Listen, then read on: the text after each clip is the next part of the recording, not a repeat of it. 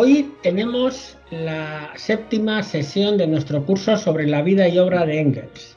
En ella, Carmen Parejo nos expondrá las cruciales aportaciones de Engels para analizar la cuestión de la mujer dentro del marco del materialismo histórico. Desde la ideología alemana, 1845-1846, el marxismo surgió como herramienta para dar respuesta al conjunto de los problemas sociales, respuesta teórica y respuesta práctica. Por ello, Engels, apoyándose también en algunos apuntes de Marx, abordó aquella enorme y necesaria tarea de exponer el origen de la familia, la propiedad privada y el Estado. Carmen es la directora de la revista La Comuna, es miembro de la asociación Volver a Marx y es militante de Trabajadoras Andaluzas. Así que ella nos va a exponer el temario de hoy. Muchas gracias, Pablo, por la presentación. Bueno, para empezar, decir que es muy extensa la obra de Engels con respecto a este tema, porque es un asunto, es una problemática que está presente no solamente en los libros que específicamente puedan hablar de ello, sino que está presente prácticamente en toda su obra, porque desde el principio, y ahora lo vamos a ver, es una cuestión que personalmente incluso se ve que le preocupa y que intenta ver cómo ocuparse de ella, ¿no? Porque sabemos que el marxismo no surge solamente para describir la realidad o para interpretarla, sino también para transformarla. Entonces, vemos cómo progresivamente las distintas obras Engels va a ir apostando por ir a cuál es el origen del problema para poder encontrar esas herramientas que verdaderamente den solución al mismo. No solamente llorar, digamos, la tragedia, sino también transformar la sociedad para evitarla, ¿no? He hecho un pequeño PowerPoint que no es nada del otro mundo, pero he destacado algunas que considero que son frases destacables de cada una de las obras fundamentales donde sale esta cuestión para acabar con el origen de la familia, la propiedad privada y el Estado, donde en efecto todos esos elementos con los que ya estaba trabajando el autor encuentran una solidez argumental, encuentran una profundización también en el estudio analítico y yo creo que nos van a ayudar para conseguir esas herramientas que, como veremos, están completamente vigentes. La primera cita es una cita de la situación de la clase obrera en Inglaterra. Hay que decir que ya eso, en 1845, en esa magnífica exposición y análisis que hace sobre la situación de la clase obrera en Inglaterra, Engels pone especial atención en la situación que viven las mujeres, el niño y la familia en el régimen capitalista. Las mujeres y los niños trabajadores, evidentemente.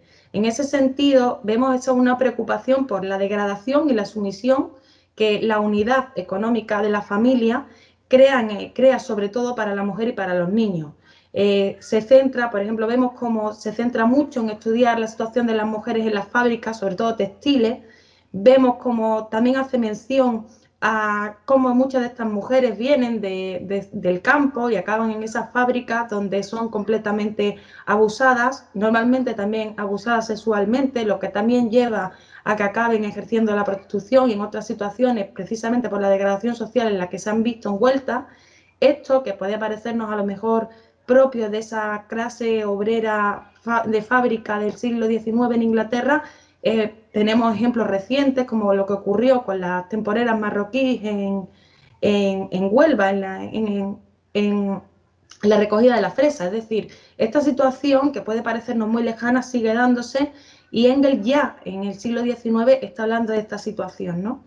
Habla también de que la situación en la familia, la crianza es especialmente difícil entre las mujeres trabajadoras que normalmente tienen al niño y tienen que regresar inmediatamente para poder ganar ese jornal porque si no, no pueden alimentarlos y entonces eso también provoca que incluso le den sustancias a los niños y los droguen para que puedan estar solos durante el tiempo que ellas están trabajando.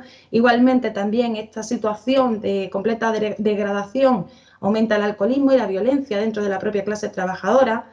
Los hombres de la clase trabajadora repiten los mismos patrones que están acostumbrados a ver contra estas mujeres que están completamente, como he dicho, completamente abusadas, completamente desprestigiadas y maltratadas. Entonces lo que hay es una situación donde Engels nos hace poner la vista en la idea de que esa degradación además genera que los hijos estén en la misma situación de degradación y que, por tanto, una especie de círculo vicioso que impide que se puedan liberar, ¿no? Así, la frase que había destacado decía: si es disuelta la familia de la sociedad actual, incluso en esta disolución podrá verse que en el fondo no era el amor familiar, sino el interés privado, fatalmente conservado en esta falsa comunidad de bienes, el lazo que mantenía la familia. Y en efecto es así. Si vamos viendo la profundidad de las denuncias que hace Engels en esta obra, vemos que la mayor parte de las relaciones personales que se crean en estas condiciones se crean efectivamente por interés, se crean para sobrevivir, se crean por subsistencia. Nada que ver con el amor y mucho menos con la libertad, sino siempre desde la perspectiva de la necesidad. Entonces, esto es importante porque cuando se habla de la disolución de la familia, se refiere a esta cuestión, no es una cuestión que muchas veces entra en polémica de los lazos amorosos con los que hoy en día muchos podemos asociar la familia, sino más bien con los lazos de dependencia que genera este sistema y que genera también esta situación, que genera estas situaciones. El siguiente libro, en la ideología alemana, también vemos cómo Engels empieza ya a profundizar no solamente en la denuncia, no solamente en el análisis de la situación que él mismo ve, que él mismo vive y estudia, en este caso en Inglaterra, sino que también empieza a hacer un análisis desde la perspectiva del desarrollo y del materialismo histórico, y cómo este elemento se ha ido desarrollando dentro de ese desarrollo histórico. Así, en la frase que he destacado de la ideología alemana, dice: el tercer factor que aquí interviene de antemano en el desarrollo histórico es el de que los hombres renuevan diariamente su propia vida. Comienzan al mismo tiempo a crear a otros hombres, a procrear. Es la relación entre hombres y mujer, entre padre e hijo, la familia, ¿no? En este sentido, Engels pone en el mismo punto este factor con respecto a la producción de los medios de vida, a la producción de las nuevas necesidades y a las relaciones naturales y sociales de producción. Es decir, la cuestión de la procreación es un elemento clave, y Engels ya lo está viendo, ya lo está dejando aquí ver. E insisto, después en el origen de la familia, propiedad privada y el Estado, veremos también hasta qué punto es tan fundamental esto para llegar a la situación en la que ha vivido la mujer durante los últimos tiempos. En principios del comunismo, empieza ya también a reflexionarse sobre la superación de todo esto, ¿no? Entonces, voy a leer la cita, dice: ¿qué repercusiones tendrá el régimen comunista en la familia? Transformará las relaciones entre los sexos en relaciones puramente privadas, que no concernirán más que a las personas que de ella participan y en las que la sociedad no podrá intervenir. Esta transformación será posible desde el momento en que la propiedad privada sea suprimida, en el que cría a los hijos en común y destruya de esta forma las dos fases principales del matrimonio actual, es decir, la dependencia de la mujer hacia el hombre y la dependencia de los hijos hacia los padres. Este fragmento también me parece curioso porque hoy en día, que se habla mucho sobre el tema de las crianzas y de cómo hay que educar a los hijos, ya en 1846 Engels está haciendo hincapié en que esta estructura familiar está impidiendo una emancipación real de todos los miembros de la familia, incluidos de los que están en desarrollo, como son los hijos, ¿no?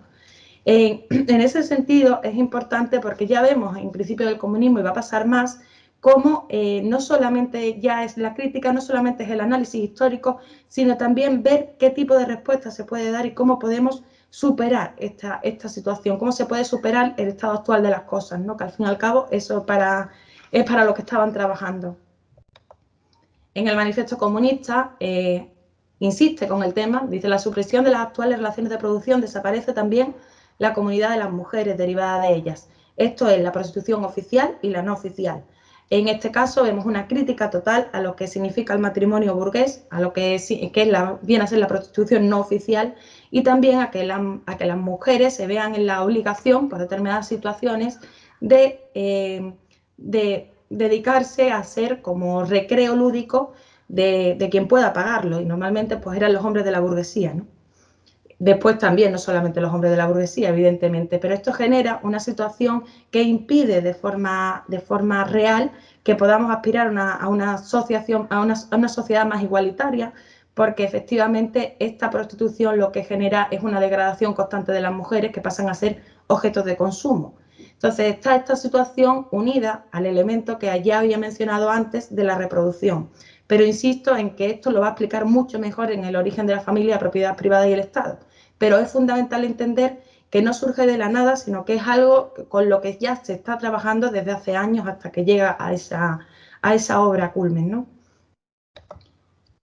En el Anti-Düring cita a Fourier, y esto es una cita que siempre se ha remarcado y que es fundamental también para entender qué ha ido ocurriendo a nivel histórico con la cuestión de la mujer. Dice, en una sociedad dada, el grado de emancipación de la mujer es la medida natural de la emancipación general.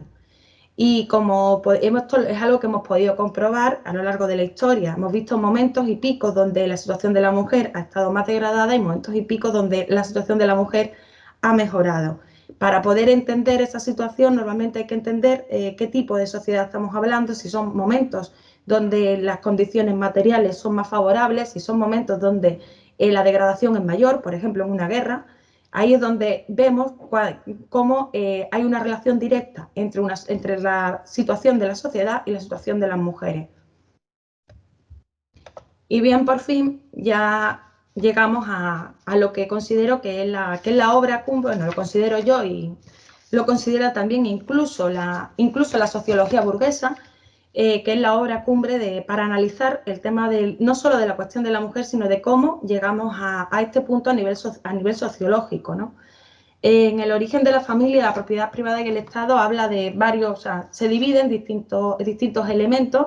La primera parte es importante, habla de los estadios prehistóricos de la cultura, que esto es desarrollado no por Engels, esto lo desarrolla Morgan, pero esto es importante para contextualizar, para entender en qué época nos estamos moviendo, porque no podemos plantear que ese tipo de sociedad fuese compatible con hoy en día, porque hoy en día es muy distinto la situación material y también las relaciones que hay a nivel internacional que como la había en esa época.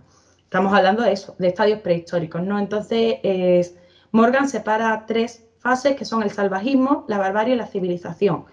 De la época del salvajismo, siendo sincero, y además Engels también lo dice, tampoco se pueden especular cosas, pero tampoco hay una información muy detallada de cómo eran las relaciones sociales, pero sin embargo en la época de la barbarie sí podemos ya tener más datos. Y es precisamente en esta época de la barbarie donde empiezan a desarrollarse los elementos, como ahora veremos, que dan paso a la organización social que ahora tenemos. Es importante decir que eso en el salvajismo lo que había era una apropiación de productos de la naturaleza que ya estaban hechos, no tenían que producirlo ellos, y las producciones artificiales normalmente eran para facilitar esa apropiación. En la barbarie es cuando aparece la ganadería y la agricultura y se aprende a incrementar la producción. Y este elemento es clave para todo lo que ocurre después. Y en la civilización ya es la elaboración de productos naturales, se genera un periodo de la industria propiamente dicha, y también es importante entender que es cuando surge el arte. O sea, es decir, se ve que hay un grado mayor no solamente de conexión con lo material, sino incluso desde una perspectiva espiritual. Bien, para analizar la situación de la familia y de la mujer, Engels no solamente se vale de los estudios que había hecho Morgan, sino también de los estudios de Bachofen. Hay que decir que Bachofen escribió un libro sobre el matriarcado, donde él descubre, bueno, lo que él llama el matriarcado, donde él descubre en su estudio que existe una matrilinealidad con respecto a la descendencia en esas épocas de la barbarie, ¿no? De la época final previa a la civilización. Para esto, en el libro, en el origen de la familia, propiedad privada y el Estado, vemos como Engels utiliza varios estudios que existen, porque también hay que decir que estamos en el siglo XIX, hay un interés por la antropología, por la arqueología, o sea, hay muchas personas estudiando, pero todavía quedan muchos más pueblos de los que actualmente existen, si es que actualmente existe alguno, aparte de los sentineleses, de pueblos que no hayan tenido conexión con el resto de los pueblos y que por lo tanto se puedan mantener en unas etapas previas, unos estadios previos de civilización. En esa época había más porque las relaciones habían sido distintas, entonces tenían más ejemplos de los que estudiar cómo podría haber sido eso. Destacar que la antropología posterior y los descubrimientos arqueológicos, estas tesis, tanto las de Morgan como las de Engels, han sido más bien confirmadas en la mayoría de los casos. O sea, en parte es una especulación, pero en gran medida estaban dando en el clavo con sus especulaciones en base a la observación de algunos grupos que había.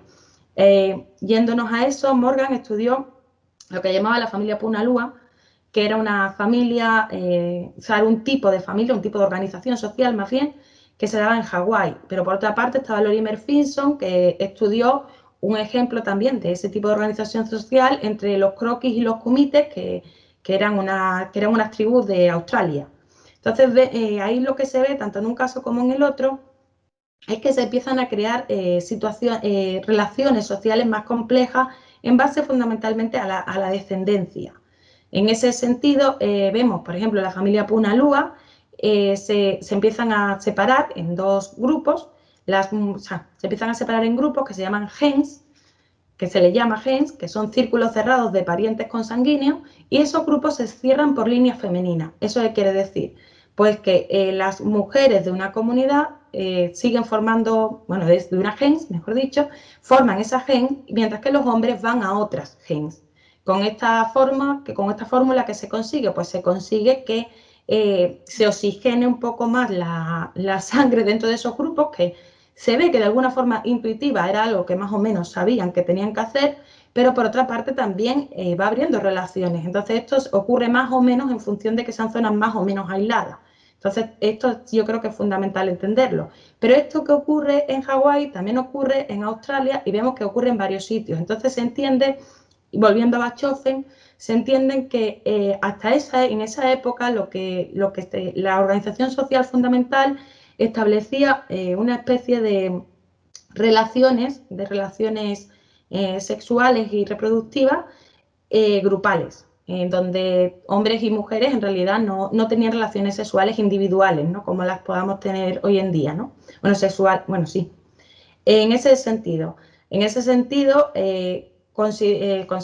los análisis que hacen, o sea, en esta época, Bachofen dice que esto, o sea, es a esto a lo que Bachofen le llama el matriarcado. O sea, Bachofen le llama el matriarcado a la idea de que hasta bastantes años después, bueno, siglos después, no podemos decir que sean los hombres los que sean los dueños de esa gens, sino que más bien es por vía materna.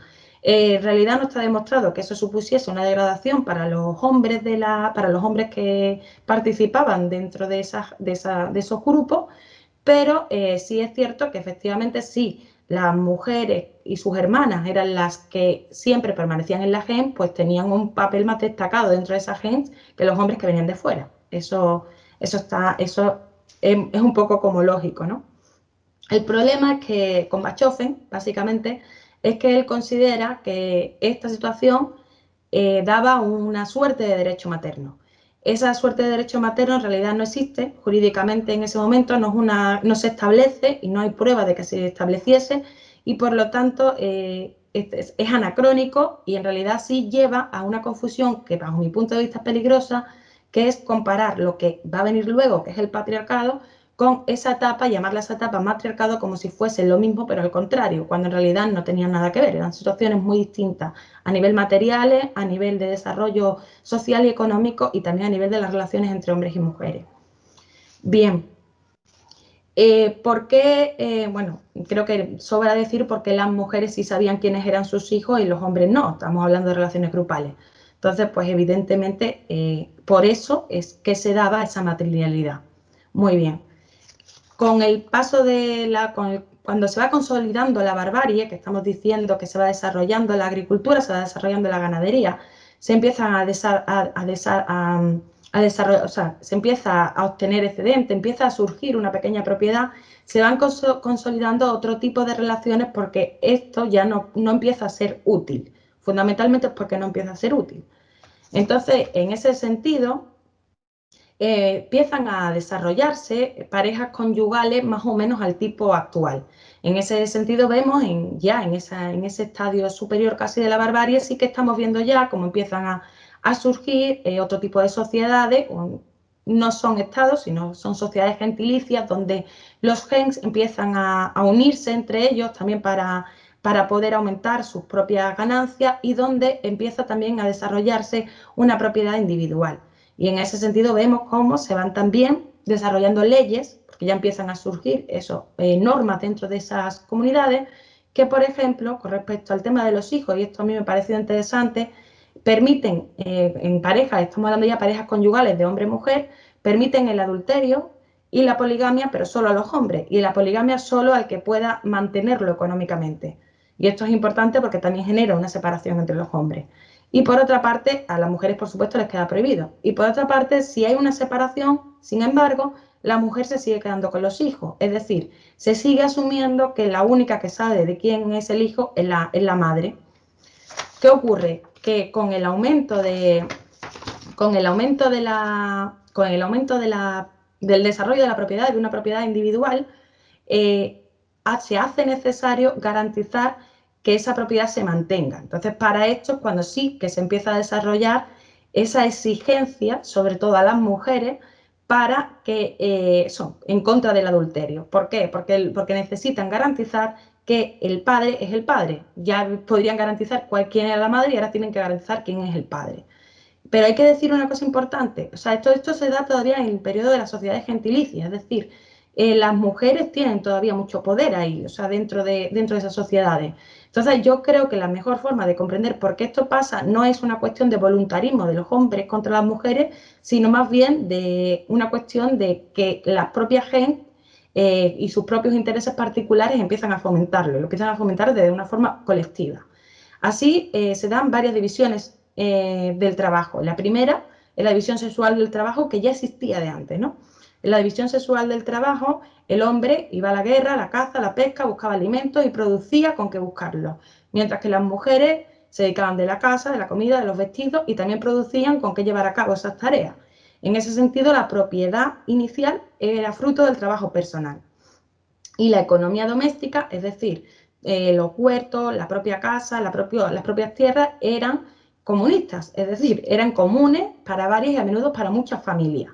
Esto es lo que se va destruyendo con el desarrollo de estos modelos, donde inicialmente también estamos viendo cómo está surgiendo una propiedad individual y por otra parte donde la necesidad de garantizar al heredero está siendo fundamental para también garantizar ese desarrollo de la propiedad individualizada. Bien. Así pasamos de la familia sindiásmica, que es como se llama este tipo de familia, a la monogamia. Esta familia, o sea, la familia particular, la monógama, se alza en realidad contra la gens. O sea, se alza en contra de ese tipo de organizaciones comunistas donde en realidad las propiedades eran comunitarias, porque ese aumento excesivo de la riqueza por esos logros técnicos que habían obtenido con la ganadería, con la agricultura, como eso había aumentado la riqueza, eso había generado esos excedentes y eso había generado también desigualdades. Había generado desigualdades entre los que tenían más o menos propiedades. Entonces hay un momento en que esa familia particular, monógama, insisto, por obligación, para garantizar al heredero, esa familia empieza derroca por completo a la gens y esas formas de sociedades. Esto no pasa en 2 días. En el libro, de hecho, se puede ver cómo en distintas sociedades va ocurriendo esto mismo. Ocurre siempre cuando se llega a un nivel, y esto sí es importante, cuando se llega a un nivel de desarrollo, nunca ocurre antes, ocurre cuando surge esa propiedad privada, cuando surge ese excedente y cuando empieza a existir esa desigualdad. En ese momento es cuando es necesaria la monogamia, es necesaria la herencia y cambia por completo, se produce una revolución en el sentido de cambio radical de las relaciones sociales que había previamente. Bien, y así, de hecho, la segunda división del trabajo en la que se va a producir precisamente entre los que tienen más riqueza y los que no la tienen. Aquí hay que incluir también, por supuesto, la esclavitud. La esclavitud, que hasta entonces se había dado, pero se había dado de una forma bastante más limitada, empieza también a extenderse, porque ¿qué pasa con la esclavitud? Que cuando esclavizaban a un hombre y a una mujer, ese hombre y esa mujer tenían descendencia, y eso también eran propiedades. Entonces hay que entender que el patriarcado, tal y como se entiende, tal y como lo que explica Engels, se da en un momento determinado y se da no por hacer daño en concreto a la mujer, sino más bien esto es una consecuencia, sino por garantizar ese sistema que se está creando, donde hay un aumento de la riqueza y sobre todo un aumento de la riqueza individualizada. Entonces, se da paralelamente también al aumento y a la extensión de la esclavitud, también a la degradación por completo de las mujeres y, por lo tanto, es fundamental para entender cómo entramos en el siguiente estado, en el estado de la civilización, del que aún no hemos salido y es el que tiene que superar el marxismo, cambiando precisamente esas condiciones materiales, porque el mundo ha seguido girando y han seguido ocurriendo cosas, ¿no?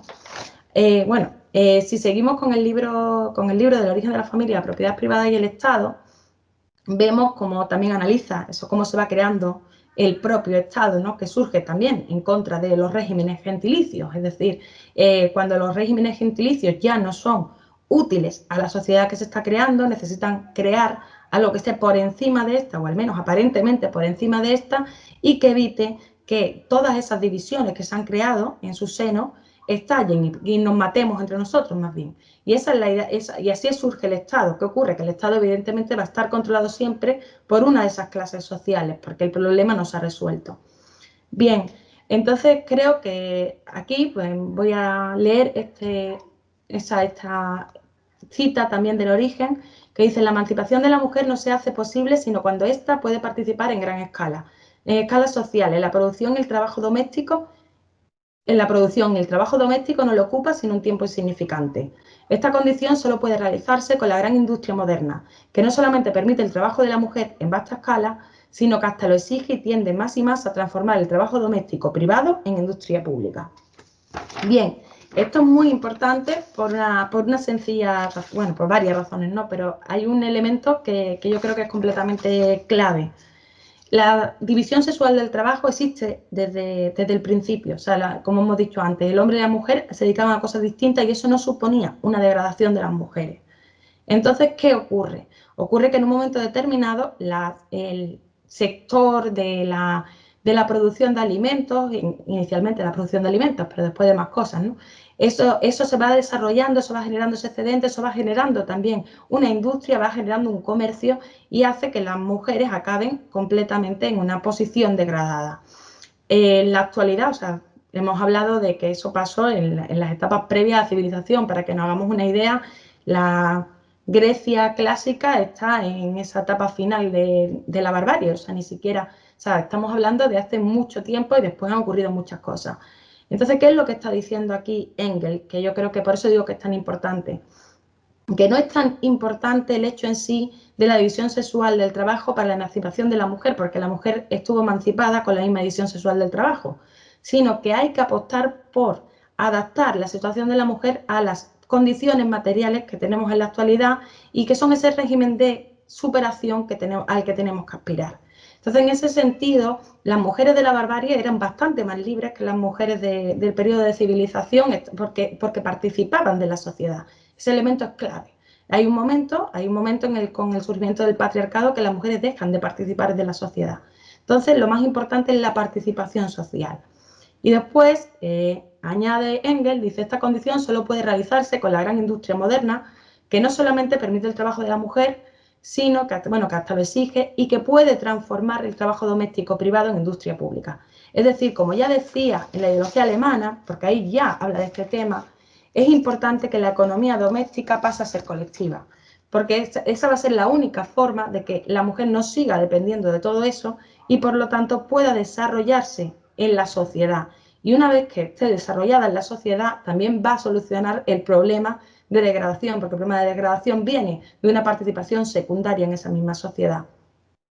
Y con todo esto, en realidad creo que a donde tenemos que creo que lo que hay que llegar es a saber por qué es importante y por qué debemos hoy en día estudiar la obra de Engels para transformar la realidad actual. Hay muchos debates abiertos con respecto a la actualidad de muchos de los puntos que aquí se abordan, pero creo que hay unas determinadas cuestiones que son básicas. La primera de todas y más fundamental es que vemos que la situación de degradación de las mujeres, de los esclavos o incluso de los pueblos que se van colonizando, en realidad son parte de un desarrollo histórico. Entonces, que tenemos que analizarlo desde la perspectiva y de su relación con las condiciones materiales. Entonces, es imposible que separemos las dos cosas. O sea, es fundamental que rompamos con la idea de que la historia de la mujer haya tenido un desarrollo aparte. ha podido ser secundaria, pero secundaria dentro de esta propia sociedad. Eso por ahí. Y por otra parte, que eso yo creo que es fundamental tener en cuenta esa explicación que nos hace. Engels no se dedica a hacer el origen de la familia, propiedad privada y el Estado para regalarnos un libro de antropología maravilloso, aunque nos lo regale, sino que lo hace para que entendamos la importancia de cambiar esas condiciones materiales para acabar con esas situaciones de injusticia. Porque el marxismo, como siempre decimos, no siempre se ha dicho y es así, ¿no? No es solamente filosofía, es transformación social. Entonces, a mí también me parece importante esa última frase cuando dice de la industria moderna. Es cierto que actualmente tenemos otras condiciones, es cierto que actualmente podemos dar la batalla para defender otro modelo de sociedad y donde determinadas cuestiones que deberían de estar obsoletas no lo están. Aquí, y creo que esto es importante porque normalmente siempre sale, está la cuestión de la ideología social.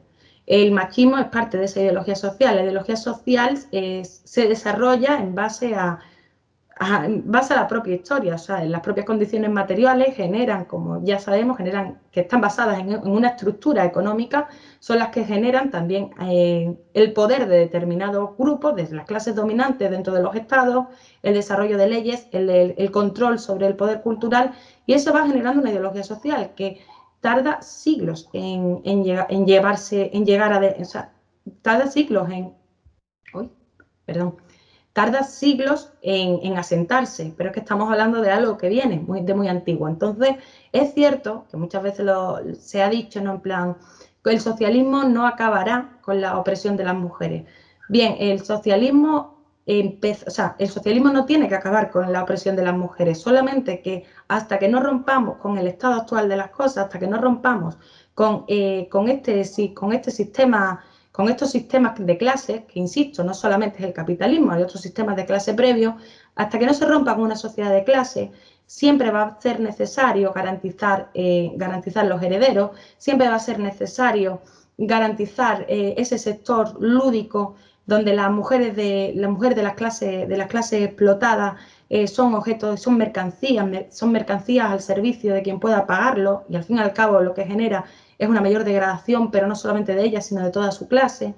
Esto va a seguir existiendo, incluso con los avances médicos. Por ejemplo, hoy vemos que las mujeres de la burguesía pueden comprar niños porque ha dado la ciencia para que los niños se puedan gestar en los vientres de mujeres pobres. Estamos viendo que estas cosas siguen pasando y van a seguir pasando. Entonces la cuestión es, hasta el socialismo no va a acabar con todos los problemas derivados de esto, porque estamos hablando de siglos y habrá que cambiar la sociedad, igual que no va a acabar con el Estado de un día para otro. Lo que tenemos que conseguir es romper con estas estructuras, porque si no rompemos con estas estructuras clasistas, jamás en la vida vamos a acabar con el machismo. Ni con el machismo, ni con el racismo, ni con ninguna de estas situaciones de obvia injusticia, ¿no? Que yo creo que todos vemos, ¿no? Entonces creo que sí que es importante entender que el planteamiento que hacen los autores marxistas al respecto de esta cuestión es que es necesario ir hacia esa revolución, precisamente también para acabar con todos estos elementos que están íntimamente relacionados con una forma de relación económica. No es una cuestión que esté en la voluntad de nadie y por lo tanto no se puede acabar con ello desde la voluntad. O como máximo vamos a conseguir que las mujeres de la clase burguesa se emancipen a costa de las mujeres pobres. Es lo máximo que vamos a conseguir si lo pensamos desde la perspectiva de la voluntad. También querría yo, sobre este tema, creo que también es muy importante ver cómo se ha llevado esto a la práctica, ¿no? Entonces, en ese sentido, creo que es muy importante ver qué ocurrió en las experiencias socialistas, porque siempre también, por lo que estábamos hablando antes, ¿se erradicó o no se erradicó el machismo en las sociedades, en los países socialistas?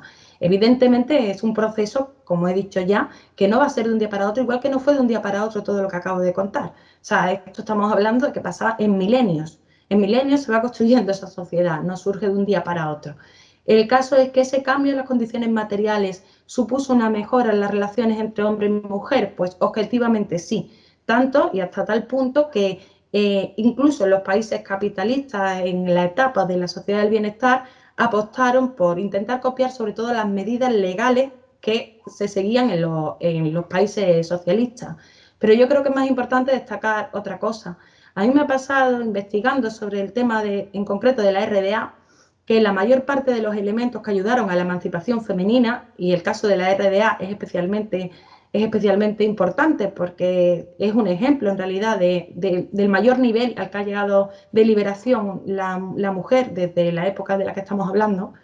Pues en el caso de la RDA, la mayor parte de las políticas que beneficiaron esa emancipación no eran específicamente para las mujeres, eran medidas sociales que lo que garantizaban era precisamente todo lo que estamos hablando. Garantizaban una participación pública y política de esas mujeres, como a través de facilitar un mayor acceso a la educación, porque habitualmente con todo lo que estamos hablando, las mujeres son las que menos acceso han tenido a la educación, socializando todas las tareas domésticas al máximo nivel posible, porque eso evidentemente irá cambiando. Entonces es muy importante entender que son esos elementos que no son como directos o que no parecen directos los que al final marcan la diferencia. Y eso creo que si leéis El origen de la familia, la propiedad privada y el Estado, es lo que más claro queda. No es el hecho sí de entender cómo se llegó a esta situación, sino de entender cómo las situaciones materiales van modificando las relaciones de producción, van modificando también la construcción de la sociedad y afecta, por supuesto, a las relaciones entre hombres y mujeres. Entonces creo que es fundamental, trabajar desde esta perspectiva, que es una perspectiva que nos dejó el marxismo y que a veces hemos olvidado por distintas cuestiones. La crisis del movimiento comunista, de hecho, creo yo que afectó mucho sobre todo a todos estos elementos, porque se cayó quizás en ver solamente desde una perspectiva muy sindical y nos olvidamos que la lucha de clases, tal y como nos la habían descrito todos los autores marxistas, era algo mucho más amplio. Y entonces, como que hemos perdido también un poco el norte sobre nuestra responsabilidad también en asumir esta tarea de que cambiar las condiciones materiales, cambiar las relaciones de producción, va a ser fundamental también para erradicar todas las consecuencias que de ese cambio que se dio hace miles de años aún andamos arrastrando y que además se han ido perfeccionando han ido cambiando determinados elementos.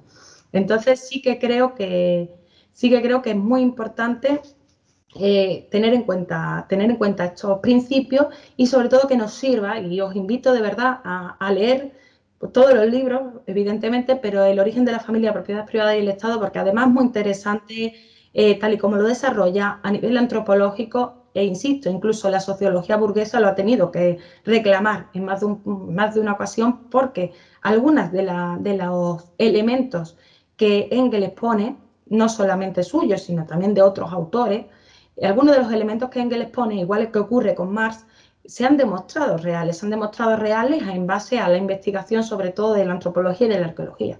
Entonces, creo que es importante que nos quedemos con esa idea de Engels. Mostró desde el principio una preocupación muy concreta con una situación que él veía como de mayor degradación que padecían sobre todo las mujeres, y a raíz de ahí empieza a investigar por qué eso ocurre y sobre todo cuando descubre el por qué esto se originó, empieza a proponer que lo que hay que hacer es precisamente seguir dentro de las condiciones materiales que hoy tenemos, que son diferentes a las que había hace mucho tiempo y que por lo tanto podemos perfectamente ir más allá y superar el estado actual de las cosas y llegar a un estado social que nos devuelva a una sociedad comunista mucho más avanzada, porque tendremos todo este recorrido histórico como aprendizaje y con todos sus logros incorporados para todos, ¿no? Para toda la humanidad, para los hombres, las mujeres y las personas de todos los países, ¿no? Y bueno, yo creo que a mí me interesa más la parte casi de las preguntas, así que bueno, que yo por mí ya pasábamos ahí. Bueno, pues tras la excelente presentación de Carmen, pasamos al turno de preguntas.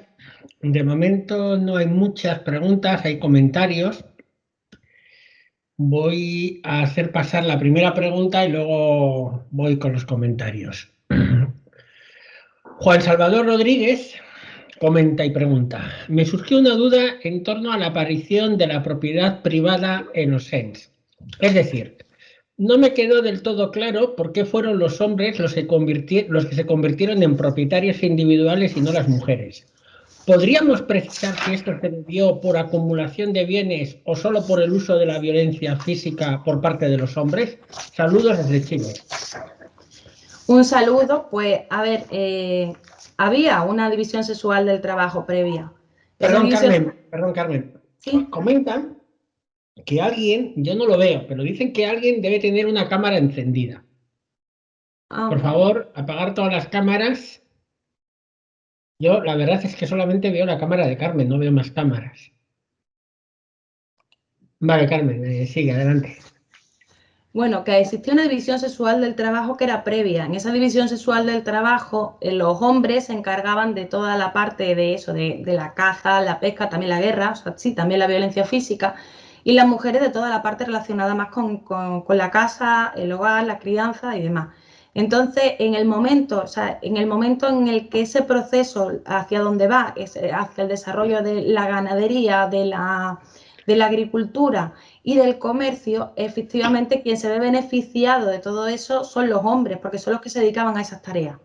Pero en realidad es ese el motivo, no es porque se impongan violentamente, porque no hay constancia, es que además incluso eso ocurre todavía en las sociedades gentilicias, es decir, las propias mujeres de la gen están favoreciendo eso porque también había mujeres que estaban en unas condiciones mejores que otras, ¿no? Entonces, en realidad no es que los hombres se levanten en armas contra las mujeres, no ocurre de esa perspectiva, ocurre más bien que se ve privilegiada todo ese sector económico en oposición a esa que era más interna, más de la casa, más de la familia, por así decirlo, en un sentido amplio del término, y eso beneficia a los hombres. Y en el momento en el que tienen que garantizar aumentar todo esto, empiezan a desarrollarse sobre todo, pues eso, familias de hombre y mujer con hijos que van a heredar, sobre todo con un hijo que vaya a heredar, para ir garantizando que sigan aumentando y aumentando esas propiedades. En realidad es esto, no hay un levantamiento armado de hombres contra mujeres ni nada así. Vale. Hay una cuestión que te piden, es en Rebeca, que dice: hola, no he podido llegar antes, pero quiero que Carmen explique por qué hoy en día hay tanta confusión con el tema patriarcado y por qué considera necesario entrar en discusión para esclarecer la cuestión. Muchas gracias, Rebeca. Pues el tema del patriarcado, o sea, si vamos al libro de Engels, el tema del patriarcado en realidad ya genera problemas desde el principio, sobre todo yo creo que por la tradición que establece Bachofen con el tema del matriarcado para referirse a esas sociedades prehistóricas. Entonces, ¿qué ocurre? Que con el paso del tiempo se ha empezado a utilizar patriarcado como sinónimo de machismo. ¿Qué ocurre con esto? Ocurren dos cosas. La primera, que le quita fuerza con respecto al concepto que necesitamos para el análisis, para entender la vinculación que tiene con ese desarrollo socioeconómico, y por otra parte, que también, que también entonces empezamos a confundir situaciones que son de la ideología social, que se desarrolla por la ideología social, que eso es el machismo, empezamos a confundirlo con cuestiones estructurales. Entonces creemos, y aquí yo creo que esto sí es un problema, creemos que con determinadas medidas cosméticas que puedan resolver algunos elementos de la ideología social, estamos resolviendo el problema. Y eso es algo terrible. Y eso ha ocurrido fundamentalmente, yo creo, porque también hay muchos seguidores de Bachofen que creen en ese matriarcado que, insisto, aunque Bachofen hace un análisis bueno en determinadas cuestiones, en otras se pasa de idealista y de místico,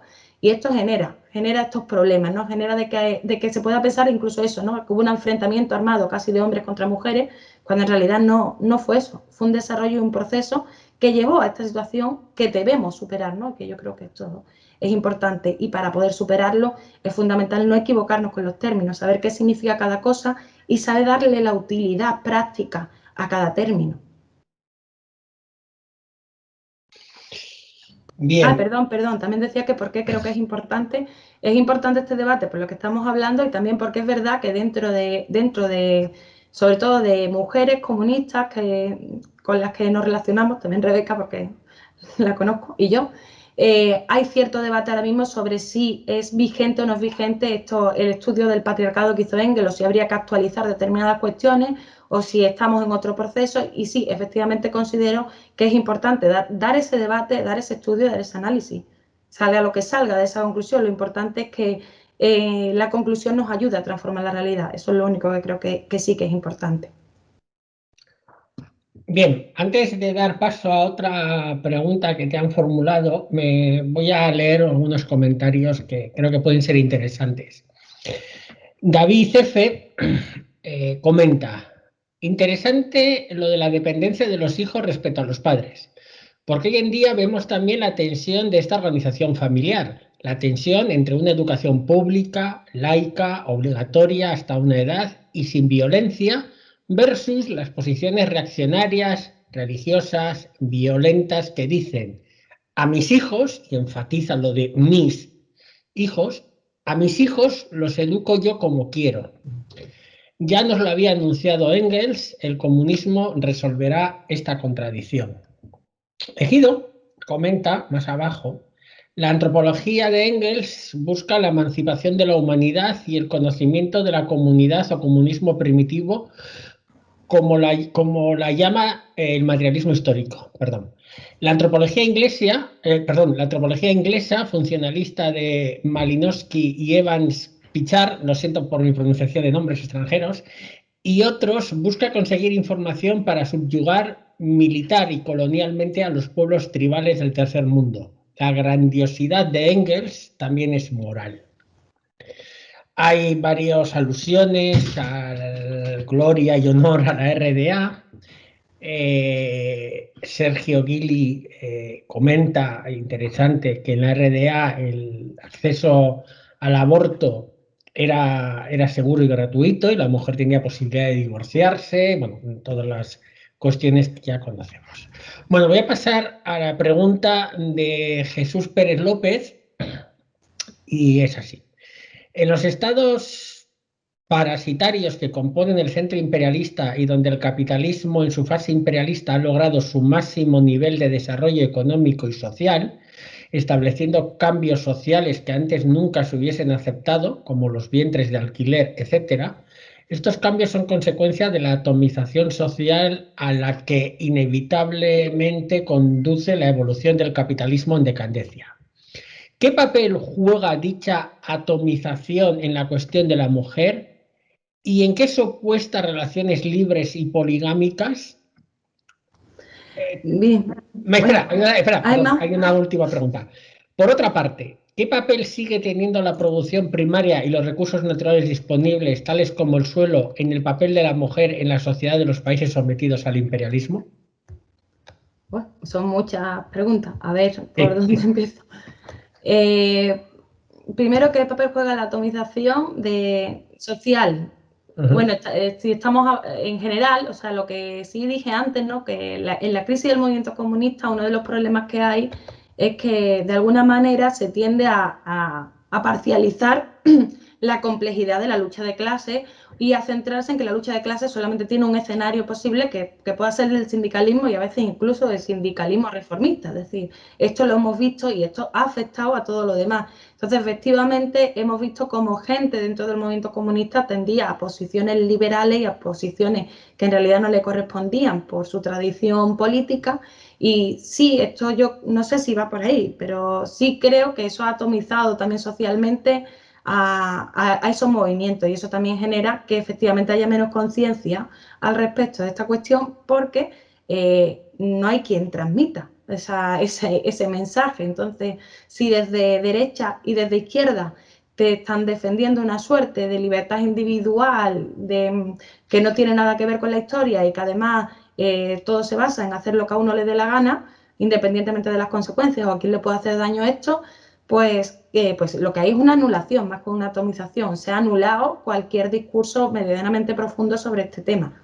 Y entonces sí que creo que tiene que ver. Y después cuando lo de las relaciones libres y poligámicas. El problema con la monogamia, de hecho, tal y como lo defiende Engels, fundamentalmente es verdad que se relaciona con ese desarrollo de la opresión específica de las mujeres por la necesidad del heredero. Hay un artículo por ahí que escribió el compañero David Fuentes donde explicaba muy bien este tema con respecto al amor sexual individual actual, ¿no? El amor sexual individual actual surge fundamentalmente como una reacción contra la monogamia y el patriarcado. Entonces, o sea, contra el patriarcado y en ese sentido contra la monogamia. Es decir, surge en contradicción con las relaciones de amor dependiente para fortalecer otro tipo de lazos de amor y de unión que no tiene nada que ver con el hecho de que estás en una posición social determinada. La poligamia actual, o sea, los poliamorosos y demás, defienden una razón de lo contrario, o sea, defienden que hace falta tener muchos amores para que cada uno te dé algo distinto, se defiende la prostitución porque, ¿para qué? Porque si tú tienes una relación sexual con alguien, lo lógico es que te la paguen, es decir, se defienden los mismos lazos de dependencia que criticaba Engels en la clase obrera de Inglaterra, o sea, Engels, la clase obrera de Inglaterra, está denunciando que todo eso nos lleva a una degradación total. Y actualmente estamos en esa, y estamos en esa, sí, yo creo que por la crisis del movimiento comunista, porque podemos atacar, y efectivamente atacamos, que sobre todo en la Guerra Fría y desde las universidades hubo una guerra abierta a nivel cultural y académico contra el comunismo, pero también es verdad que hay una responsabilidad propia. Creo que nosotros tampoco hemos sabido ponerle freno a determinadas cosas y así estamos ahora mismo. Y no sé si iba por ahí la pregunta o me estoy yendo. Después, espera, ¿qué más preguntaba? ¿Qué papel sigue teniendo la producción primaria y los recursos naturales disponibles, tales como el suelo, en el papel de la mujer en la sociedad de los países sometidos al imperialismo? Pues lo mismo, o sea, o sea, yo creo que eso ha cambiado poco mientras estemos en un sistema de clases, o sea, mientras estemos en un sistema donde la clase que explota se va apropiando cada vez más de absolutamente todo, porque ese es el fin, o sea, esa es la única manera de poder mantenerse como clase dominante. Esto lo vamos a seguir viendo. Actualmente, efectivamente, estamos en un momento de una fase imperialista del capital. Actualmente esto sobre todo se da sobre los países de lo que se llama el tercer mundo. He puesto antes el ejemplo de las trabajadoras marroquíes que trabajan en Huelva, trabajan en la fresa en Huelva, pero esto lo vemos también in situ, ¿no? Hemos visto también incluso campañas del Banco Mundial pidiendo que la introducción de las mujeres en el mercado laboral en países como los países del sudeste asiático, que en realidad solamente buscaban garantizar mediante salarios más bajos que según sus normativas tienen, garantizar un mayor beneficio para las empresas.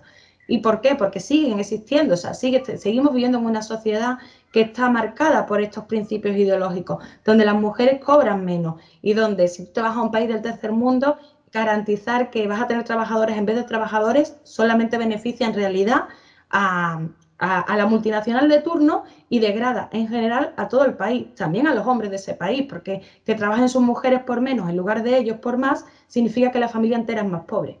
O sea, es que son distintos elementos que en realidad hay que estudiarlos como en su conjunto, porque todo se va relacionando una cosa con otra. Y bueno, y sí, las materias primas, evidentemente en cada etapa hay una materia prima que es más relevante que otra, pero las materias primas siempre van a ser relevantes para el ser humano, o sea, a no ser que cambien muchísimo las cosas, pero de momento es así. También para el desarrollo tecnológico actual, por ejemplo, ¿no? Vale, voy a pasar una pregunta de Phil, bueno, creo que son dos. Hay muchas posturas por parte de algunos sectores del feminismo. Algunas aparentemente apoyan la legalización de la prostitución, mientras que otras, me parece de manera más consecuente, comenta, pretenden la abolición. ¿Qué dice el marxismo al respecto? ¿Y podemos hablar de un tipo de feminismo aburguesado que apela siempre al conflicto entre sexos, al menos de manera inconsciente, en vez de atender a las cuestiones estructurales como has mencionado? Pues en efecto, o sea, el marxismo lo tiene bastante claro. O sea, de hecho, todos los autores, no solamente o sea, no solamente Marx o Engels, sino también Lenin, también, por supuesto, Zetkin, Kollontai, o sea, es una cosa generalizada la condena de la prostitución. Y además que creo que Engels lo explica muy bien el por qué lo explica muy bien en la clase obrera en Inglaterra. O sea, él explica muy bien cómo llegan la mayor parte de las mujeres a la prostitución, de las mujeres trabajadoras. Entonces, de hecho, incluso habla de que hay una hipocresía bastante macabra en la actitud que tienen los burgueses con respecto a tener una moral superior. Claro, ellos tienen una moral superior porque se lo pueden permitir, ¿no? En plan de no te tienes que andar por ahí consintiendo que alguien te viole por 2 duros porque a ti tú puedes decidir eso. Entonces sí, ¿qué ocurre con todo esto? Que efectivamente, o sea, insisto, el marxismo siempre ha tenido claro que hay que apostar por la abolición de la prostitución, porque la prostitución lo que genera es una degradación de la clase trabajadora en su conjunto, porque impide relaciones igualitarias entre ellos, y después también, por supuesto, es una degradación específica, sobre todo para las mujeres trabajadoras, insisto, para las que no pueden decidir aquí nada. Entonces, efectivamente, esas corrientes son corrientes en realidad liberales, y de hecho, incluso dentro del feminismo son tratadas como tal, son corrientes liberales y afortunadamente no son mayoritarias, no solamente para los marxistas, sino tampoco dentro del feminismo son mayoritarios. Lo que pasa es que sí que tienen es mucha prensa, o sea, lo que tienen es mucha difusión porque estamos hablando también de un mercado sexual que mueve muchísimo dinero, entonces estamos hablando ya de otros elementos que intervienen para que lo escuchemos mucho, pero en realidad dentro de los debates políticos la posición mayoritaria en realidad es la de atender a cuáles son las condiciones materiales, y las condiciones materiales nos dicen y nos dejan claro que esta situación de degradación de las mujeres se produce precisamente por una degradación económica y social previa. Porque a veces eso, a veces económica, a veces social. El hecho de, por ejemplo, de que lo cuenta también Engels, ¿no? Muchas mujeres acaban en la prostitución porque básicamente las han violado varias veces. Y eso hace que te pueda generar cualquier tipo de conflicto y acabes ahí. También ha ocurrido, por ejemplo, con los países del este de Europa, cuando esos países fueron completamente destruidos, aumentó el número de prostitutas de esos países. Eso no puede ser casualidad. O sea, que alguien piense que es porque de repente se emanciparon todas es ser muy cínico, simplemente. Entonces, bueno, es otra vez lo de siempre. Entender que las cosas están relacionadas con las condiciones materiales es fácil si simplemente tienes deseos de observar de cómo se ha desarrollado ese proceso. Si no lo quieres observar, simplemente serás o bien un cínico o bien un ignorante. Vale. Antes de dar paso a la siguiente pregunta, comentar también que hay un usuario que se presenta como Redoc Investigación, que ha hecho algunos comentarios como que es importante por parte nuestra de seguir revisando a Engels a partir de los problemas actuales, que también sería interesante hablar sobre la condición de la mujer en el comunismo soviético y todo lo que tiene que ver con esto, lo cual, bueno, pues nos da pie a que más adelante se pueda hacer un curso o una ponencia sobre la mujer y el comunismo, cosas por el estilo. Nancy pregunta: actualmente, algunas teóricas estadounidenses proponen que a pesar de que el lenguaje feminista, la mujer es actualmente más explotada por el capital. ¿Qué piensa de esto? No entiendo la pregunta, ¿me la Sí, puedes espera, un repetir? momentito, voy a leerla porque no tengo las gafas. Sí. Actualmente, algunas teóricas estadounidenses proponen que a pesar del que el lenguaje feminista, la mujer es actualmente más explotada por el capital. ¿Qué piensa de esto? Bueno, la mujer es actualmente más, la mujer en general no es, o sea, creo que sí que es importante tener en cuenta que la mujer en general no existe. O sea, la mujer es más explotada que el hombre. Bueno, las mujeres trabajadoras son más explotadas que los hombres de su clase. Sí, por todas las cuestiones que estamos hablando, porque además hay elementos que son más propios de, por ejemplo, el tema de la reproducción. Es cierto que a un hombre de la clase trabajadora no le puedes explotar extrayéndole bebés, pero a las mujeres sí. Y después, con respecto a nivel histórico, lo que estábamos hablando también de la RDA, en la RDA no solamente se potencian cosas para las mujeres, sino para la emancipación general. O sea, si las mujeres históricamente han estado más metidas en su casa por distintas cuestiones, que también daría para lo que han dicho las otras compañeras, sí, debemos de profundizar, porque esto daría para varios días cada uno de los temas, pero bueno, por distintas cuestiones las mujeres han estado metidas en su casa, se han tenido que dedicar a la crianza, más que los hombres, también por cuestiones a veces puramente biológicas, de amamantamiento y demás, ¿no? Pero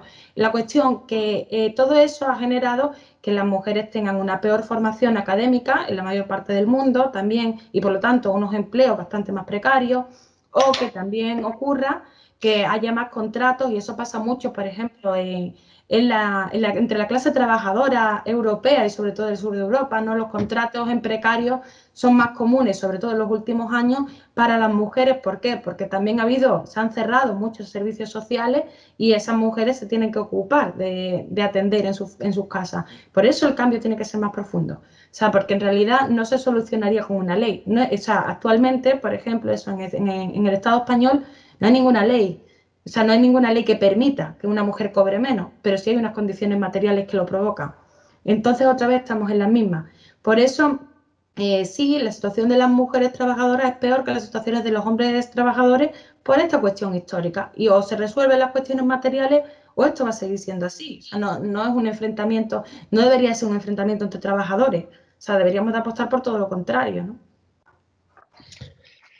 Vale, pasa a una siguiente pregunta. Daniel, ¿qué opinas de las posiciones neomalthusianas del control de la natalidad? Bueno, tampoco, o sea, a ver, me contradigo también un poco, no sé exactamente cómo concretizar el tema. De control de la natalidad en general, en sentido extenso, no tendría por qué ser algo malo ni bueno. O sea, los problemas del control de la natalidad y de las teorías, por ejemplo, malthusianas y sobre todo eugenésicas, es que sí que hemos visto cómo en determinados países y sobre todo en una época muy concreta, en el siglo XX, se han producido esterilizaciones forzosas. O sea, sí hemos visto cómo se ha intentado practicar, es una práctica eugenésica con respecto a la cuestión utilizando, digamos, como excusa la cuestión del control de la natalidad.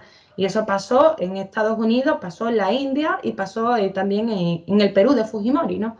Entonces, efectivamente, hay que tener cuidado con esos discursos desde la perspectiva de que sabemos que los usan para los que los usan, pero también sería un tema para abordar, en plan de somos muchos, no somos muchos, podemos comer todos, bueno, pues lo tendremos que abordar, y si somos muchos, pues lo que tendremos a lo mejor es que organizarnos mejor. Porque en realidad la clave no se trata de si somos muchos o pocos, sino de cómo nos organizamos. También es cierto que se tienen más o menos hijos en función de tus condiciones, no solo económicas, sino también culturales. Entonces creo que hay que apostarle más al tema del desarrollo y de la emancipación de las personas en todos sus sentidos, en todos sus ámbitos, y eso va a ayudar más a tener una situación con respecto a la natalidad y a todo bastante más lógica. Ahora, insisto, que sí, que esas teorías muchas veces para lo que han servido ha sido para auténticas aberraciones, ¿no? Y he puesto esos tres ejemplos. En Estados Unidos se hizo sobre todo con mujeres negras y de clases bajas, en el caso de Perú, con muchas comunidades indígenas y no indígenas, porque siempre coincide que tienen que ser pobres, y después también el caso de la India, ¿no? Y bueno, y la India sigue teniendo una natalidad tremenda, pese a que esterilizó a miles de mujeres. O sea, que es que encima ni les sirvió. Vale, voy a pasar a otra pregunta de David, que dice, ¿existe el patriarcado en Occidente en la actualidad o solo queda el machismo resultante de él? ¿Crees que el hecho de que las mujeres estén en desventaja en la vida pública, por ejemplo, se las escucha menos y se las interrumpe más, tiene más probabilidades de ser violadas, etcétera, es un síntoma de que el patriarcado no se ha eliminado del todo? A ver, ese es parte del debate que antes nombraba Rebeca sobre si tendríamos que actualizar la cuestión del patriarcado. Yo tengo mis dudas al respecto de, yo no tengo una posición cerrada al respecto, o sea, eso sí tengo que decirlo. Efectivamente, no podemos negar que hay estructuras de patriarcado clásico en otras partes del mundo, por ejemplo, esas las castas de la India, sin ir más lejos. O sea, hay estructuras de esas, siguen existiendo también en algunas comunidades tribales en Oriente Medio que después son muy reivindicadas en Occidente, y en realidad bastante llamativo, porque estamos hablando de una situación bastante más degradante. Pero yo siempre tengo mi duda con respecto a qué papel y qué función cumpliría, digamos, sobre todo el tema de la herencia. La herencia sigue existiendo, o sea, el desarrollo de la propiedad vía familia y la acumulación vía familia sigue existiendo, en Occidente sobre todo, porque es donde están las grandes familias del capital. Entonces se sigue utilizando y sigue teniendo utilidad, sobre todo, sigue teniendo utilidad la herencia como un mecanismo para garantizar máxima acumulación posible, ¿no? Que es la defensa que hace el capitalismo. Pero yo, por eso, con la pregunta anterior, creo que es un debate que está sobre la mesa, que tendríamos que investigar y no me posiciono porque tengo, insisto, mis dudas por completo. Y la segunda pregunta no me acuerdo. ¿Crees que el hecho de que las mujeres estén en desventaja en la vida pública, por ejemplo, se las escucha menos y se las interrumpe más, tienen más probabilidades de ser violadas, etcétera, es un síntoma de que el patriarcado no se ha eliminado del todo? Bueno, yo ahí creo que está más relacionado con el machismo en realidad que con el patriarcado. O sea, creo que son elementos que vamos a tardar mucho más tiempo en solucionar, precisamente porque hasta que no cambien esas condiciones materiales podremos ir dando pasos, pero van a ser pasitos más cortitos. O sea, hay que tener en cuenta una cosa, en cada avance que ha dado la sociedad, la situación de las mujeres ha cambiado, o sea, y ha mejorado en realidad. O sea, es cierto que la etapa, por ejemplo, griega era peor que la etapa actual. O sea, yo no considero que estemos peor. Yo considero que todos los avances, las revoluciones liberales también aportaron cosas positivas en ese sentido. O sea, sí, se ha habido un proceso de mejoras, ¿no? Y además lo podemos ver, o sea, las mujeres van mejorando en algunos, después hay retrocesos, por ejemplo, cuando hay una crisis económica, de pronto hay un retroceso. Pero bueno, que sí, que creo que esto tiene más que ver con la ideología social y que la ideología social hay que trabajarla en paralelo. De hecho, está bien que denunciemos todo eso, pero creo que si denunciamos esa ideología social sin estar trabajando por cambiar las condiciones materiales, estamos haciendo una especie de performance, estamos haciendo un teatro en realidad. Entonces creo que la única forma de combatir de verdad esa ideología social es que esa denuncia venga acompañada de actos para la transformación social y económica y de las relaciones actuales de la sociedad, más allá de solamente denunciar el hecho horrible, ¿no? Creo yo.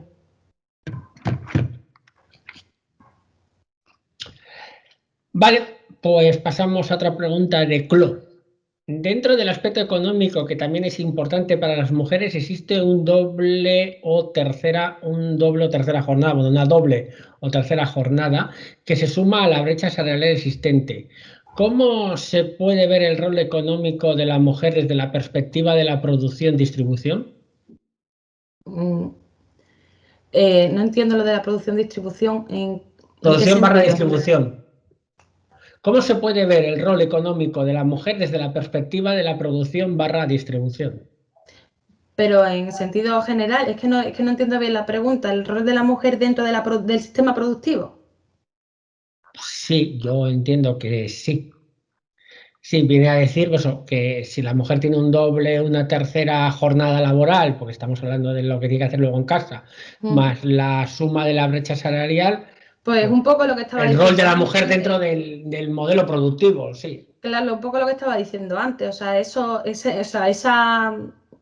suma de responsabilidades a lo que lleva normalmente es a menor formación, a contratos más precarios o contratos temporales o contratos a media jornada, o sea, lo que lleva es a una participación menos directa porque no te lo puedes permitir, pero no es que no te lo puedas permitir solamente por el salario que te den o no te den, sino que no te lo puedes permitir porque tienes otras obligaciones.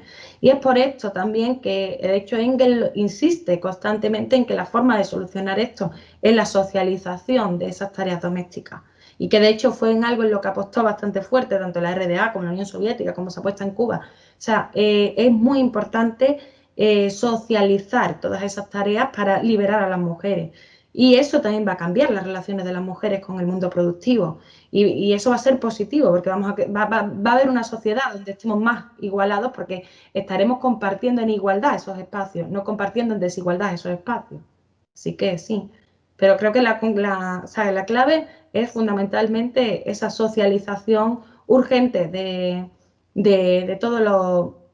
Ay, esa socialización urgente del tema de los cuidados, que de alguna manera, por ejemplo, con la sociedad del bienestar se daba con determinados servicios sociales, también la sanidad y la educación han ayudado mucho a esa liberación y que ahora lo estamos perdiendo. O sea, también hay que ver que cuando se habla de eso, de retroceso, eso es un retroceso. O sea, las privatizaciones y el desmantelamiento de la sanidad pública o de la educación pública es una forma también de negarle a las mujeres su desarrollo en el mercado productivo. Vale. Hay varias preguntas. Voy a cambiar un poco de tercio y luego continuamos otra vez. Mira, hay dos preguntas que tienen que ver con el lenguaje inclusivo. Voy a leer la de Isma, que es un poco más larga. Hay otra de Noemi, que pregunta lo mismo, ¿qué opinas del lenguaje inclusivo? La de Isma dice, tengo una duda sobre el lenguaje. Si bien se sabe que el lenguaje en su sistema de los medios materiales, el cual nos sirve para intercambiar ideas, ¿el lenguaje inclusivo se lo consideraría contradictorio? ¿O cómo se lo podría considerar? Bueno, yo cuando se habla del tema del lenguaje, a mí me gusta recomendar el texto que tiene sobre lingüística el camarada Stalin, porque creo que ahí explica cosas muy interesantes sobre la lengua, sobre cómo se desarrolla la lengua, ¿no? Porque en la Unión Soviética también hubo un debate sobre si la lengua era burguesa y si había que crear otro tipo de lengua y tal, y básicamente lo que explica, yo creo que muy bien el camarada Stalin, y no era lingüista, pero yo creo que dan el clavo, es que los cambios que se van dando en la lengua también están dentro de ese desarrollo histórico. Es decir, si en la Unión Soviética había habido algunos cambios en el lenguaje era porque había cambiado la sociedad soviética, no se había podido crear desde arriba, tú no puedes imponer un cambio en el lenguaje se cambia porque va cambiando la sociedad y eso impone esos cambios, sino que consigue pues lo que consigues si tú intentas imponer ese cambio lingüístico desde un grupo, lo único que vas a conseguir es crear una jerga que solo valga a tu grupo. Entonces, ¿qué opino sobre eso? Opino que en realidad no ayuda porque no es el elemento fundamental para solucionar este problema y que además sí que consigue sectarizarnos de alguna manera. Entonces, yo no tengo nada en contra en utilizarlos cuando son cosas así oficiales o incluso en ambientes políticos, donde pueda tener un sentido, porque estamos todos en una misma onda, pero yo comprendo que no es útil para llegar a la clase obrera más amplia, porque en realidad es una cosa, es una pose, o sea, no es algo que haya salido natural de la sociedad, sino es algo que tú estás imponiendo. Entonces, bueno, considero eso, básicamente sobre el lenguaje inclusivo. Vale, paso a una pregunta de Rebeca que dice, bueno, disculpad, no sé si Carmen lo ha explicado ya y yo ya conozco su opinión sobre lo que voy a preguntar, pero me gustaría que también explicase por qué le parece pernicioso para la lucha de clase que las mujeres trabajadoras conscientes abordemos tan insistentemente la cuestión del sexo y el amor. Bueno, me río Ya porque está bien, ¿eh?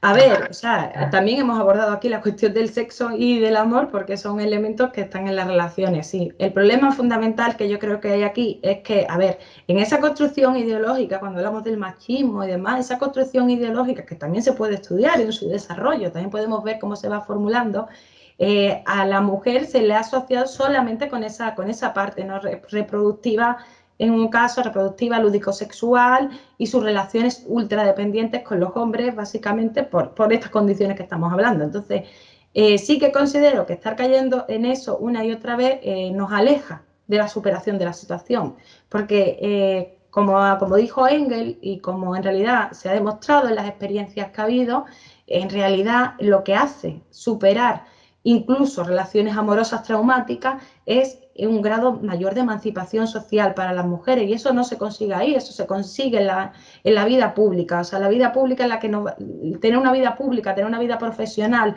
estar a uno y ser parte de la sociedad por puro derecho, por puro trabajo, es lo que te va a permitir después también tener unas relaciones personales y sexuales bastante más sanas y bastante menos dependientes. Entonces, quedarnos en eso me suena a seguir, digamos, la trayectoria del machismo clásico, ¿no? Que es lo que nos deja totalmente regaladas a eso y ya está, ¿no? O sea, creo que es contraproducente, fundamentalmente. Vale, estoy buscando aquí, ya está. Una pregunta de David Alcázar. ¿Piensas que el movimiento feminista actual, en términos generales, carece de un análisis verdaderamente científico y materialista de la realidad objetiva que le impide comprender que el patriarcado es una superestructura dependiente de la estructura socioeconómica de una sociedad dada y configurada históricamente, y por ende sus propuestas son en el fondo reformistas y no superadoras del sistema capitalista y del patriarcado? Bueno, yo creo que para esto, o sea, Yo creo que es que, a ver, el feminismo surge en el siglo XIX y en torno a, bueno, siglo XVIII y XIX, y en torno a las revoluciones liberales burguesas. Y su aporte tiene que ser lógico que va en esa dirección. El problema es que le estemos exigiendo al feminismo que sea marxismo, que sea socialismo, ¿no? El marxismo y el socialismo es otra ideología. Entonces, y además una ideología que surge después y que surge además como una superación de toda la ideología liberal. Entonces creo que el problema fundamental es estar exigiéndole al feminismo cosas que no hay que exigirle al feminismo. Actualmente creo que dentro del feminismo hay muchas corrientes y sobre todo hay muchas compañeras a nivel individual que tienen grandes aportes, no solamente dentro del feminismo, sino incluso más allá, grandes aportes políticos, y que hay que establecer una muy buena relación, pero dentro de entender que son ideologías distintas y que efectivamente tú no lo puedes exigir a las feministas, a todas que se hagan socialistas. Algunas feministas se hicieron socialistas, otras se han hecho socialistas y otras se harán. Pero son momentos ideológicos y sobre todo son corrientes ideológicas que legítimas, pero que llegan a puntos distintos. Entonces yo creo que simplemente es eso y no hay que exigirle a una ideología que se transforme por obligación. O sea, evidentemente para nosotros las corrientes liberales se nos quedaron, se nos caducaron, ¿no? Necesitamos ir más allá y por eso se desarrolla todo el pensamiento científico del marxismo que intenta ir más allá, intenta superar también eso. Pero efectivamente no me parece ilógico que siga una trayectoria dentro de esa mentalidad porque es que es lo lógico, o sea, es dentro de su propia línea. E insisto, no son el gran enemigo ni nada por el estilo, aunque efectivamente hoy en día esté bastante cooptado por, sobre todo, y ahí a lo mejor me meto en un problema, sobre todo por corrientes que se llaman a sí mismas de feminismo marxista, de no sé qué. Estas son las más peligrosas, porque estas son las que están realmente intentando atacar al marxismo. Las feministas tradicionales en absoluto, o sea, simplemente son corrientes distintas donde a veces hemos sido aliadas y a veces no. Bien, paso, quedan dos preguntas, no sé si se me habrá colado alguna, yo creo que no. Una es de Juan José Piñar Chavarría, es un poco larga, así que leo con cuidado. Las tierras naturalmente comunales fueron apropiadas por un sacerdote. La historia Anunnaki lo explica. Ese sacerdote llamado Faraón crea su cohorte y el concepto y materialidad del pueblo elegido que genera la esclavitud en el primer estadio histórico poscomunismo primitivo.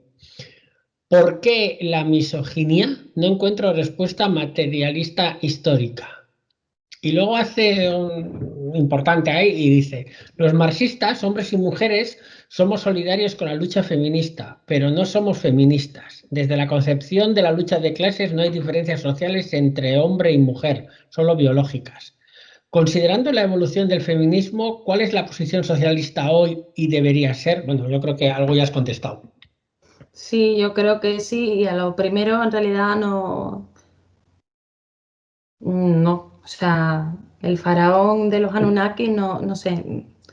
Y a lo otro creo que he contestado, así que pasamos a la siguiente pregunta. Sí, le paso a la siguiente pregunta y luego reviso comentarios. Es de David Alcázar también. ¿Qué es el amor camaredil del que habla Kollontai? ¿Cómo podemos los y las comunistas mantener unas relaciones sanas, libres e igualitarias entre hombres y mujeres? Bien, o sea, bueno, el tema de Kollontai también tiene su propio desarrollo con respecto a lo que está, o sea, Kollontai hay que entenderla dentro del concepto de que se está intentando crear en esa primera experiencia revolucionaria que triunfa, que es la de la Unión Soviética, también hay grandes reflexiones sobre cómo tiene que ser el hombre nuevo y la mujer nueva. Para eso también recomiendo seguir a Sergio Mario Gili, que analiza muy bien todas estas cuestiones. Entonces, si miramos un poco el análisis que hace Kollontai sobre las relaciones, es que está muy en relación también con lo que estamos hablando. Kollontai por lo que apuesta es por romper, digamos, con esos lazos de tener relaciones por necesidad para tener relaciones en realidad libres. Y relaciones libres significa que no necesites de esa relación, por ejemplo, para comer, que no necesites de esa relación para absolutamente nada, sino que te puedas, sea fruto de un lazo de simpatía sincero creado con otra persona, porque los lazos de simpatía sinceros también nos ocurren, ¿no?, a los seres humanos en general. Entonces también Kollontai se centra mucho en que nos educan, sobre todo desde eso, desde el liberalismo, en esta idea que se habla del amor romántico. La idea del amor romántico es fundamentalmente preponderar el amor erótico afectivo entre dos personas frente al resto. O sea, en realidad lo que está haciendo es fomentar esa familia individual, comunidad económica, pero actualizado a las necesidades del liberalismo, ¿no? Entonces, en realidad, el ataque de Kollontai va por ahí, y eso, lo que pasa es que después se ha manipulado mucho, de que hay que romper con eso porque hace falta que establezcamos relaciones de simpatía, lazos de simpatía con una comunidad más amplia, que no preponderemos ese amor egoísta individual a los demás amores que tengamos. Pero eso no quiere decir que tengamos que tener amores eróticos con todas las personas. O sea, eso quiere decir simplemente que no nos encerremos en ese amor entendido como una unidad económica. Es un poco lo que, así es, que también da para mucho hablar de este tema, pero bueno, así un poco a rasgos generales. Vale, hay una última pregunta de David, que dice, de otro David, ¿eh? Creo que el feminismo tiene mucha popularidad porque ha sabido identificar las formas que adopta el machismo actual: humor machista, chantaje emocional, publicidad machista, desvalorización de la mujer, etc. Y ha sabido decir a las mujeres que no son culpables de las formas de violencia machista en general. Siento que este aspecto de la lucha de la mujer no se ha tratado tanto desde el marxismo y por eso no es tan popular entre las mujeres. Considero que para poder atraer a las mujeres a la lucha deberíamos tomar estas ideas, adoptarlas y promocionarlas, aparte de las ideas que se han expuesto hoy en esta maravillosa charla. ¿Qué piensas de esto? Bien, a ver, hay que entender varios elementos. Primero, que la situación en la que se encuentra el marxismo, igual que la situación en la que se encuentra el feminismo, hay que entenderla desde su perspectiva histórica, de qué ha ido ocurriendo durante estos años, porque no se trata tanto de tener un discurso más o menos adaptable, sino de cuál es el discurso que el discurso mayoritario que se ha instalado desde los medios de comunicación, desde las universidades y demás. Y esto es lo que hace que las personas vayan a un sitio o vayan a otro. No es tanto que les convenzan más o menos las ideas.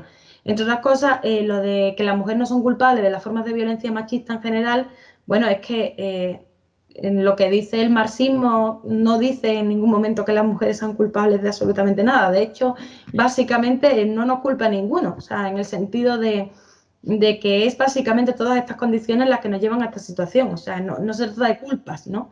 Entonces yo sí que creo que hay que entender que si hay ideologías que están más promocionadas que otras, no se debe precisamente a que haya una democracia real en donde las personas se acercan a lo que más les convence, sino que al fin y al cabo, no suelen sacar manifestaciones comunistas en la tele, no suelen sacar a autores comunistas en los debates públicos. O sea, no sé, también hay se silencia por completo, incluso en las universidades, los autores marxistas, o se les descafeína o simplemente se los apropian. O sea, hay muchas, o simplemente se les obvia. Entonces, bueno, hay que entender también que si tiene mayor o menor impacto en la sociedad es fundamentalmente porque tienen un desarrollo distinto con respecto a cómo se están abordando deliberadamente. Y también te digo que el feminismo que se está mediatizando y el que sale en las academias tampoco busca gran cosa, solamente, de hecho han creado una especie de lucha baúl al respecto de eso, que hace que ahí dentro estén, eso es lo que hablábamos antes, ¿no? Elementos que van en contra directamente de las mujeres, como son los defensores de que nos prostituyamos todas y no alquilemos nuestros vientres y nos dediquemos a eso, ¿no? Incluso esas personas están siendo, le han dado altavoz. Entonces hay que entenderlo, que no se trata de que por democracia no les atraiga la mentalidad marxista, es que no la conocen en la mayoría de los casos. Y ahí nuestra responsabilidad, como he dicho antes, es que después de la crisis del movimiento comunista, aquí hemos tenido determinados problemas para entendernos nosotros mismos en la teoría y en la práctica. Y bueno, yo creo que estamos remontando. Cosas como Volver a Marx dan muestra de ello, como que creo que ha puesto ahí también el taller de marxismo y cuestión de la mujer que están dando en la Universidad de San Rico en el País Vasco. Se están haciendo muchas cosas y están las cosas cambiando, pero es verdad, tuvimos una etapa un poco difícil, dejémoslo ahí.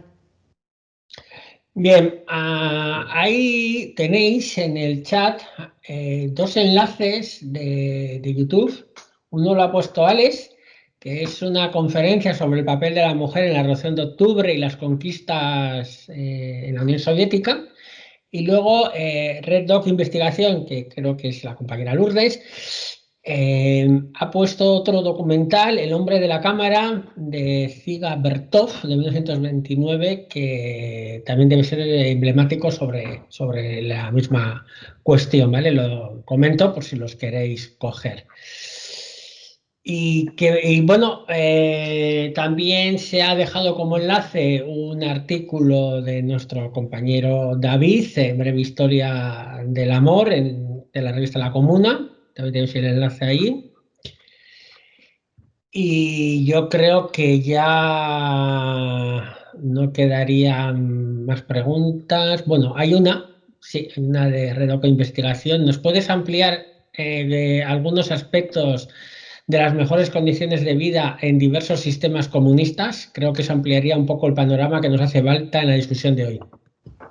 Sí, y de hecho, más que ampliar ahora, porque quedan apenas 4 minutos, creo que lo que sí, ya lo habíamos hablado, y de hecho también lo habíamos hablado internamente en Volver a Mars, lo que sí creemos que tendremos que hacer es un trabajo específico explicando todos esos procesos, porque además son distintos, porque en cada sitio hay unas condiciones previas diferentes, entonces es distinto cómo afectó a China, por ejemplo, o a Vietnam, donde, por ejemplo, es verdad, se destruyó esas sociedades de casta y ese patriarcado tan evidente, y eso ocurrió gracias a las revoluciones chinas o vietnamitas, pero también, por ejemplo, en la Unión Soviética, donde sabemos que empezaron a darse los derechos que después copiaron en todos lados, los derechos a una baja de maternidad, la guardería, se fomentó todo esto que estábamos hablando de la socialización de los cuidados.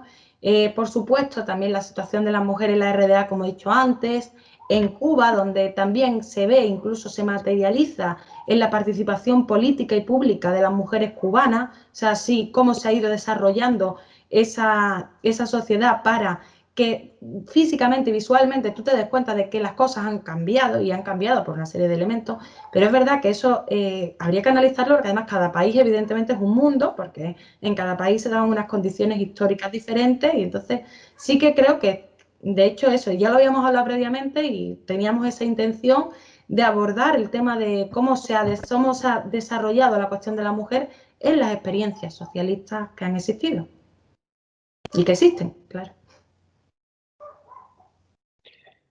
Vale, pues no hay más preguntas. Hay un comentario de David a tu pregunta anterior, que dice, pero creo que no podemos culpar solo al sistema de nuestros fracasos, también hay que analizar qué ha hecho bien el feminismo para atraer a las mujeres. Lo que digo es que tomar sus medidas, sus ideas acertadas sobre el machismo como táctica para atraer a las mujeres a la lucha es buena idea, solo eso.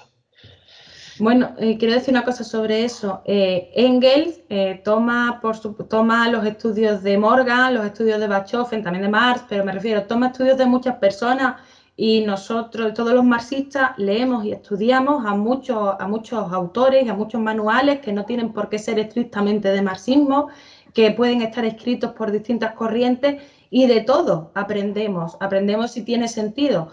No se trata de que se vaya en contra de absolutamente nadie en este sentido, ni del feminismo así en general. Ahora decir que hay que utilizar como determinados elementos para atraer a la gente, no sé, a mí no me parece para empezar honesto. Y después tampoco me parece necesario, la verdad. Vale, pues yo daría por finalizada la sesión, porque ya son las 9 y tampoco hay más preguntas. No hay más preguntas, así que di tus últimas palabras y cerramos. Pues nada, que muchas gracias y que es un tema muy extenso y bueno, espero no haber sido pesada a lo mejor con algunas cosas y que solamente que nos vemos seguimos con esta lucha también de formarnos teóricamente, porque tenemos que salir a las calles, y tenemos que estar ya estamos en las calles, tenemos que seguir saliendo a las calles y tenemos que ir con todas las herramientas que estén a nuestra mano, y la formación teórica es parte de esas herramientas.